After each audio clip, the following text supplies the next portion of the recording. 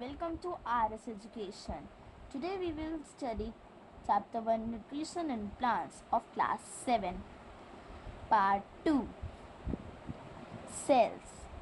We have seen that buildings are made of bricks.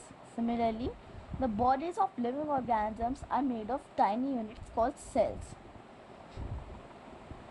इसमें ये बता रहे हैं कि जो बिल्डिंग्स होती हैं वो ब्रिक्स से बनी होती हैं.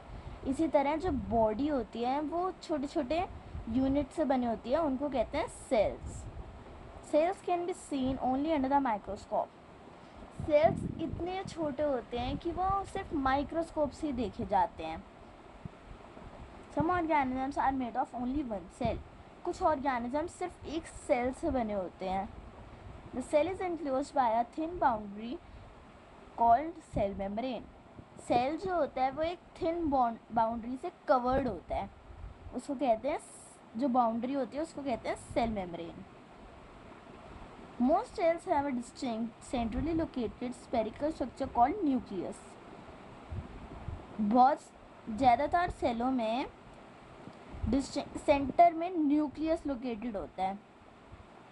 सेंटर लोकेटेड होता है बिल्कुल सेंटर में, उसको न्यूक्लियस कहते हैं. The nucleus is surrounded by a jelly-like substance called cytoplasm. वही न्यूक्लियस जो सेंटर में होती है सेल के, वो उसके साथ एक जेली लाइक सब्सटेंस सराउंडेड होती है, उसको कहते हैं cytoplasm. See in figure 1.1, inside nucleus jelly like substance cytoplasm and boundary of cell cell membrane.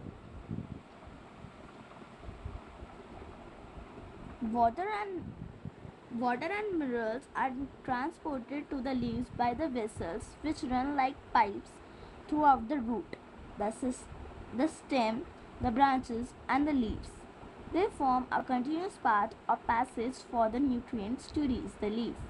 You will learn about transport of materials in plants in chapter 11. इसमें ये बता रहे हैं कि वाटर और मिनरल्स हैं वो लीव्स वेसल्स के द्वारा रूट्स तक पहुँचते हैं और जो स्टेम, ब्रांचेस और लीव्स के द्वारा दे फॉर्म अ कंटिन्यूस, वो एक कंटिन्यूस पाथ फॉर्म करते हैं, उस पर चलते जाते हैं. हम ये आगे चैप्टर 11 में पढ़ेंगे. The leaves have a green pigment called chlorophyll. It helps leaves to capture the energy of the sunlight. Leaves, आपने कई बार देखा होगा, कई लीव्स के ऊपर बहुत सारी लीव्स हरी होती हैं, ग्रीन कलर की, जो उनमें ग्रीन पिगमेंट प्रेजेंट होता है, उसको कहते हैं क्लोरोफिल. ये हेल्प करता है ग्रीन कलर लीव का. क्लोरोफिल हेल्प करता है कि सनलाइट जो आती है वो कैप्चर करने में. This energy is used to synthesize, prepare food from carbon dioxide and water. ये सोलर सनलाइट ये फूड बनाने में काम आती है. लीव्स के कार्बन डाइऑक्साइड और वाटर भी काम आते हैं. Since the synthesis of food occurs in the presence of sunlight, it is called photosynthesis. Photo means light and synthesis means to combine. So we find that chlorophyll, sunlight, carbon dioxide and water are necessary to carry out the process of photosynthesis. इसमें बता रहे हैं कि chlorophyll, sunlight, carbon dioxide और water बहुत ज़रूरी हैं photosynthesis के प्रोसेस के होने के लिए. It is a unique process on the earth. ये बहुत इम्पॉर्टेंट प्रोसेस है अर्थ पर. The solar energy is captured by the leave and stored in the plant in the form of food.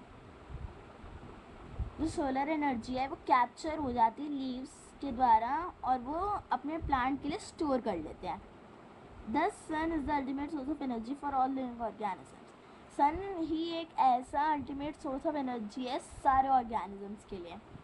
अगर आपको ये वीडियो पसंद आ रही है तो इसको लाइक, सब्सक्राइब, शेयर ज़रूर कीजिए. चलो आगे चलते हैं. Can you imagine life on the earth in the absence of photosynthesis? बोल रहे कि तुम इमेजिन कर सकते हो लाइफ अपनी अर्थ पर फोटोसिंथेसिस के बिना. In the absence of photosynthesis, there would not be any food. The survival of almost all living organisms directly or indirectly depends upon the food made by plants. देखो जैसे अगर फोटोसिंथेसिस नहीं होगा अर्थ पर तो प्लांट्स नहीं होंगे, प्लांट्स नहीं होंगे तो प्लांट्स हमें खाना कहाँ से देंगे, हम खाना नहीं खा पाएंगे, हम नहीं होंगे तो क्या करेंगे।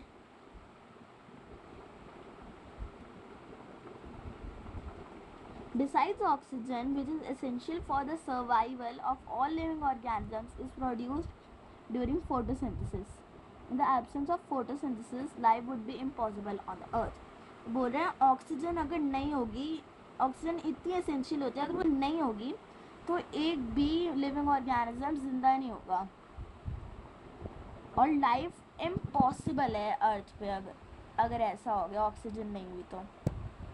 During photosynthesis, chlorophyll containing cells of leaves in the presence of sunlight use carbon dioxide and water to synthesize carbohydrates.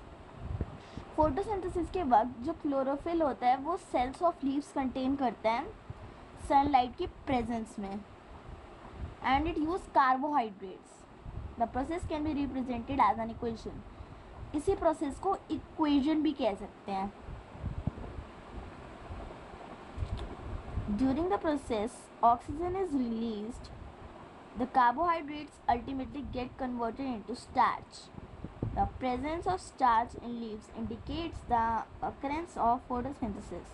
This starch is also a carbohydrate. ये बता रहे हैं कि इस प्रोसेस फोटोसिंथेसिस के प्रोसेस के वक्त ऑक्सीजन रिलीज होती है और जो कार्बोहाइड्रेट होता है वो ऑटोमेटिकली स्टार्च में बदल जाते हैं और जो स्टार्च की प्रेजेंस होती है लीव्स में वो इंडिकेट कर देती है कि ये फोटोसिंथेसिस करती है। Starch is also a carbohydrate. Starch भी एक कार्बोहाइड्रेट होता है। देखो ये फिगर फोटोसिंथेसिस होते हुए। सी स्टोमेटा।